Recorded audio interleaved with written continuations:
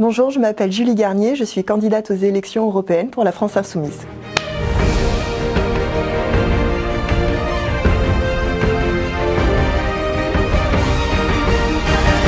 Alors bonjour Julie, est-ce que tu peux commencer par te présenter? Alors je m'appelle Julie Garnier, je suis candidate aux élections européennes pour la France Insoumise. Mon passé, j'étais aussi avant candidate pour les législatives sur la 4e circonscription de Seine-et-Marne, 77, face à Christian Jacob. Voilà, donc ça c'est mon petit passé politique et un autre passé syndical plus lointain. Ouais, tu veux nous en dire peut-être un peu plus dessus? Oui, surtout que c'est pas dans une ville anodine, hein. J'ai été syndiquée étudiante à l'UNEF, à Évry, parce que j'ai grandi là-bas. Donc j'ai fait toute ma scolarité là-bas, dans un collège ZEP, puis un lycée. Et puis j'ai continué à Évry, des études d'histoire. Et c'est là en fait où je suis devenue citoyenne en fait, où j'ai rencontré d'autres personnes qui m'ont éveillé ma conscience aux autres. Et puis voilà, donc je suis rentrée dans le syndicat, puis j'ai milité et je suis devenue une autre personne. D'accord. Voilà. Et comment t'es passée du syndicalisme étudiant plutôt à la politique, à un engagement? Ça a commencé en fait en 2005. En 2005, il y a eu un moment assez fort politiquement puisque c'était le référendum sur la Constitution européenne. À ce moment-là, il y avait une vraie prise de conscience sur qu'est-ce que l'Europe, etc. Et puis on avait des discours qui disaient que de toute façon, si vous votez non à ce référendum, vous êtes contre l'Europe. Et ça, pour moi, c'était quelque chose d'insupportable parce que on fait partie d'une génération où on est né européen. Donc en fait, la question de l'Europe, on ne se pose même pas la question si oui ou non il faut une Europe, on est né européen. Donc c'est évident l'Europe. Et dire que parce qu'on ne voulait pas de leur Europe, on était anti-européen, j'ai trouvé ça profondément injuste. Et donc j'ai commencé à militer politiquement en 2005, à ce moment-là. Et puis il y avait aussi un formidable élan, puisqu'on avait Jean-Luc Mélenchon, Olivier Besancenot et Marie-Georges Buffet, qui ensemble justement portaient ce nom, mais un nom social, un nom européen, un nom humain. Et ça a été ma vraie première expérience politique. D'accord. Et du coup, après, tu t'es présentée aux législatives, comme tu as dit. Et pourquoi après te représenter là, proposer ta candidature pour la liste France Insoumise pour les élections européennes? Déjà, je ne m'attendais même pas non plus à être aux législatives, hein. Je vais être honnête.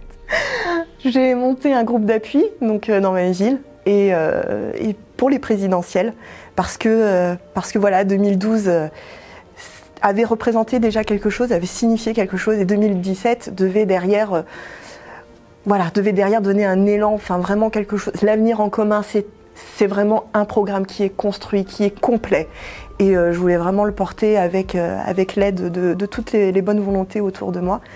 Et on a monté ce groupe d'appui et on m'a proposé de me présenter ensuite aux législatives, chose que j'ai acceptée de manière très humble parce que j'avais jamais fait ça avant, ça a été une découverte et ça a été une vraie richesse parce qu'on a rencontré des personnes qu'on n'aurait jamais rencontrées sinon, on a provoqué des discussions qu'on n'aurait jamais pu provoquer autrement et ça, je revois plein de visages dans les campagnes, dans les villes et ça ça explique pas, il y a eu quelque chose en tout cas qui s'est construit et refaire ça pour l'Europe, pareil, j'ai proposé ma candidature de manière...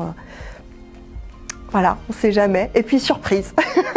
Et comment toi, tu imaginerais un groupe, une équipe France Insoumise, par exemple, au Parlement européen? Comment toi, tu le verrais? Comment je le verrais? Je le verrais déjà ouvert. C'est-à-dire que l'avantage de cette liste, c'est qu'elle n'est pas recentrée sur elle-même, elle est ouverte sur l'Europe.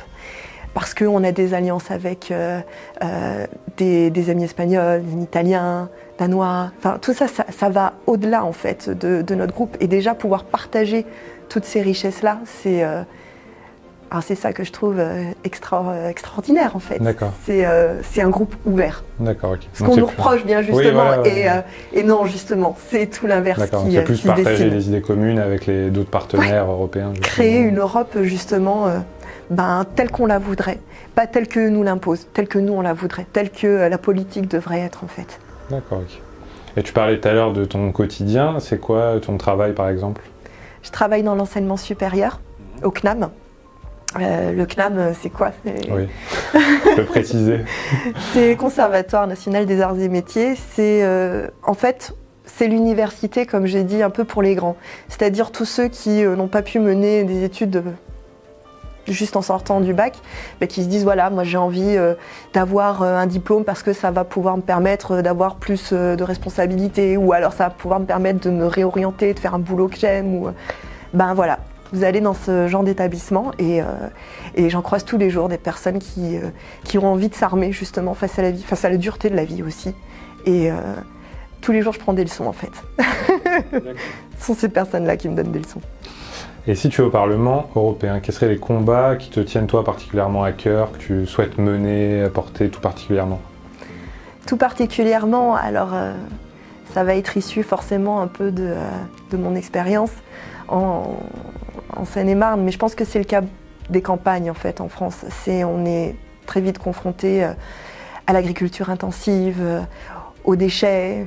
La Seine-et-Marne, c'est le déchet de la région Île-de-France. Donc on a énormément en fait de sites d'enfouissement et on les voit se construire, c'est des jolies collines, mais en fait c'est des collines remplies d'horreurs dont on est incapable de tracer ce qui est nocif à court terme comme à long terme.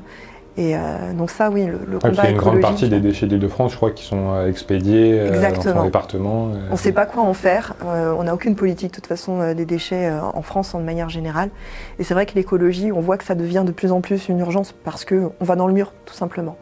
Et puis les pesticides, on a une terre qui est complètement ravagée. Et plus on l'inonde en fait de pesticides, plus elle devient ravagée. Donc on est dans un cercle complètement vicieux.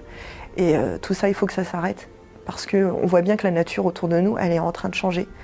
Alors nous, on est plus ou moins épargnés parce que voilà, on le voit pas de manière brutale comme des pays du tiers-monde qui ne sont pas du tout armés face à ce changement climatique. Mais ça va nous arriver parce qu'en fait, on est tous dans le même bateau, on est tous sur la même terre et on ne peut pas faire autrement que ça. Donc on a un défi, notre grand défi, c'est celui-là. La seule dette qui compte, c'est pas la dette des banques, c'est la dette écologique, c'est celle qu'on doit à la terre, c'est tout. Donc ça, c'est vrai que ça serait le premier combat. Ok, donc écologie, ruralité... Exactement. Le lien aussi entre les campagnes et les villes.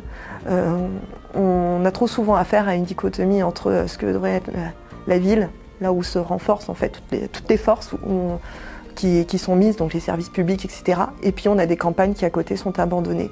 Je le vois en Seine-et-Marne. Plus on va vers l'Est, c'est-à-dire que plus on s'éloigne en fait des grandes villes, plus on voit qu'il y a un vote Front National, qu'il y a un vote contestataire, mais qui en fait est animé par des mauvaises raisons, parce qu'ils sont abandonnés ces personnes-là. Et donc il faut justement refaire du lien entre ces campagnes, ces villes, et ne surtout pas abandonner tous ces territoires. Ok, très bien. Bah, écoute, je pense que tu as pas mal de boulot, tu as une belle campagne qui s'annonce devant toi, donc je te souhaite bon courage. Merci. Puis bonne chance. Bonne chance à nous.